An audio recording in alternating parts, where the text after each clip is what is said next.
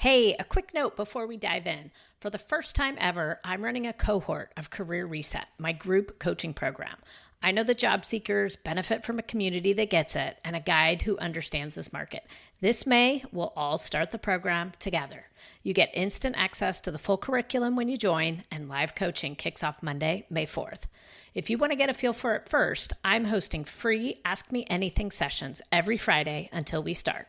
In our first session, I answer your questions on LinkedIn, resumes, interviews, consulting jobs, and how to stay current on AI. Register for the free Friday workshops at erikaparkerprice.com/AMA. Okay, now let's get into the episode. You are the one and only cheerleader for your own career. It is up to you to put your needs first. And that's what people with this pleaser tendency really struggle with. If you're job searching right now, you're in the right place. Welcome to Land Your Next Job, the show that helps you move from ghosting and rejection to interviews and offers. I'm Erika Parker Price, a certified career coach with a background in tech who has spent nearly a decade helping professionals land roles at companies like Microsoft, Google, and mission-driven organizations. Each week, I share what's actually working in today's job market, from LinkedIn and networking to how AI is reshaping hiring. You'll get clear strategies and inspiration so you can run this marathon without burnout or guesswork. Follow the show and let's land your next job together. Hello and welcome to this episode of our PQ Sprint. I am doing Positive Intelligence Saboteurs this week and next, and today's focus is on the pleaser. Just like the avoider and some of our other saboteurs, I think this one is very easy to understand. The word itself makes sense, and it's something that we hear referred to in common conversation. People will frequently talk about how you are a people pleaser. But what we are talking about today is, what does it mean for your job search if this is a high tendency for you? If you haven't tuned in to episode 9 yet to learn all about this positive intelligence framework that I'm spending these 2 weeks on, go ahead and review episode 9 and take the quiz, the positive intelligence quiz that will tell you which of these are highest in you. Usually most of us have a few that are pretty high, a few that are a little bit low, and some in the middle. You're welcome to tune in specifically to the episodes where you're high, but honestly, I think it can be fascinating to listen to all of them, particularly the ones that you can't relate to. So come along for the ride. Let's dive in on the pleaser. People that are high in the pleaser tendency have some really important, strong attributes. They are empathetic, they are loving and giving. They're very tuned in to other people's emotional needs and feelings. They're very high in emotional intelligence across the board. Their EQ scores are high. They also have a really strong need to be liked by people. And that's where the negative side of this comes in. They believe that to be loved, they need to earn that love by helping, pleasing, rescuing, or even flattering other people. They have this tendency to believe that they aren't enough just as they are, that they have to perform in a certain way to get that acceptance from others. This results in them needing frequent reassurance from others about how they're accepted, and they struggle to openly express their needs. The way that this shows up in the job search is very interesting. I can usually trace back how this pleaser tendency has showed up across their career. And I'll go way back to the beginning of how you decided to become whatever it is. Now, this isn't going to be true in all cases, but I definitely work with clients where they find that they're in a career that was chosen for them by somebody else. And that's because that pleasing is so high with our parents. If that's true, you may have ended up in potentially a career that you wouldn't have chosen for yourself. So that's some of the very early impact related to your job and your career. It may have gone that far back. In addition, I also find that people in retrospect can see that they may have stayed too long in a job or a company because they were trying to please someone else. These people don't like to rock the boat. They don't want to cause confrontation. And so they put others' needs ahead of them. For example, thinking, I know I'm miserable in this job, but really, if I were to leave, what would they do without me? That would make everybody else miserable. And so I'm just going to stick it out.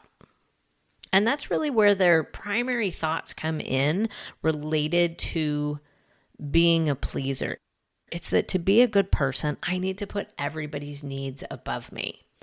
Now, if you carry this forward into the job search, I think you can probably already see how this is going to be an issue.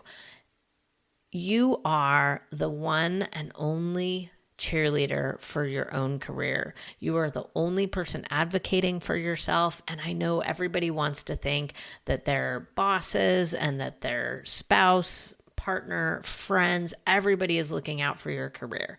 But honest and truly, you are the only person that is looking out for your career.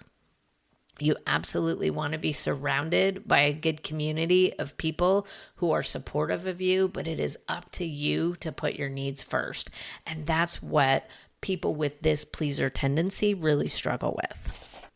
And they struggle with it because they feel that expressing those needs is selfish.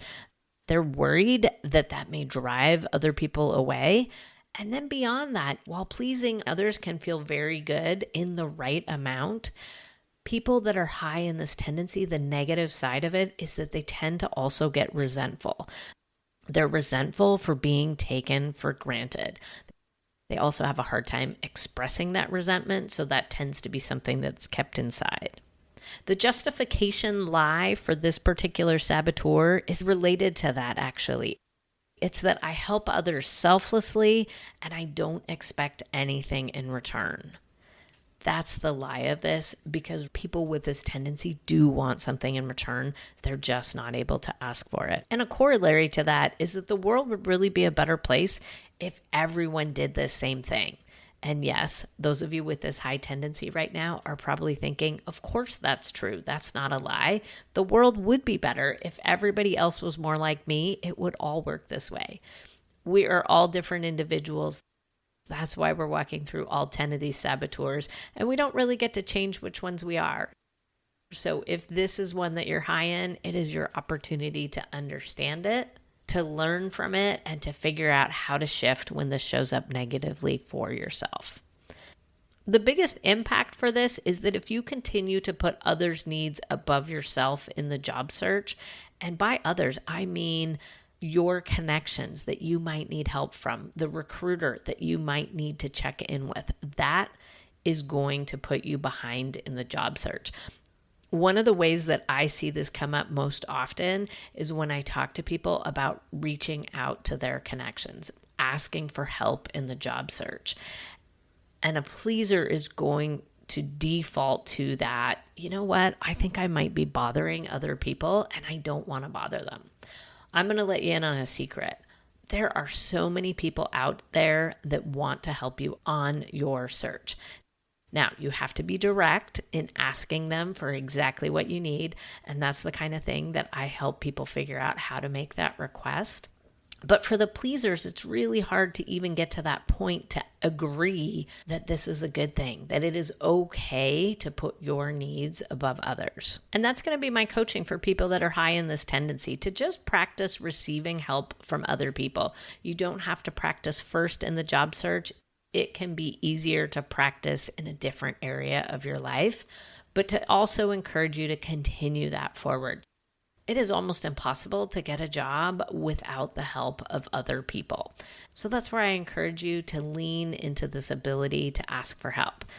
If you're stuck in these negative thoughts, like every other saboteur, that is what our PQ reps are for. That's the whole magic of this 3-step reset, is that we use our mind to automatically shift from this negative thinking to positive thinking. And that's what we're going to do right now. Yesterday, I tried us out on a PQ rep that was our sense of scent. I'm going to introduce you to a new one today, and that is your sense of taste. Go ahead and pause if you need to find something that you can actually taste. Maybe it's the beverage that you're drinking, or feel free to go grab a quick snack, pop a piece of chocolate in your mouth or whatever it is that you're wanting right at this moment so we can focus on that sensation. I like giving people the opportunity to try out all these different PQ reps because I want you to fill your toolbox with activities that you can do when you're looking for a shift from any negative thinking. Whether it is a thought that's aligned with a pleaser tendency or just any negative thought that you've had today, go ahead and put that thought in your mind. And then we're going to turn our attention to your sense of taste. So go ahead and take something in your mouth, whether it's a bite or a sip, and just pay attention to what it feels like in your mouth. Pay attention to where you taste it. Is it sweet? Is it salty? Is it spicy? What does it feel like inside your mouth? Okay, that's it. It's just 10 seconds, and hopefully you're getting better at these as we go.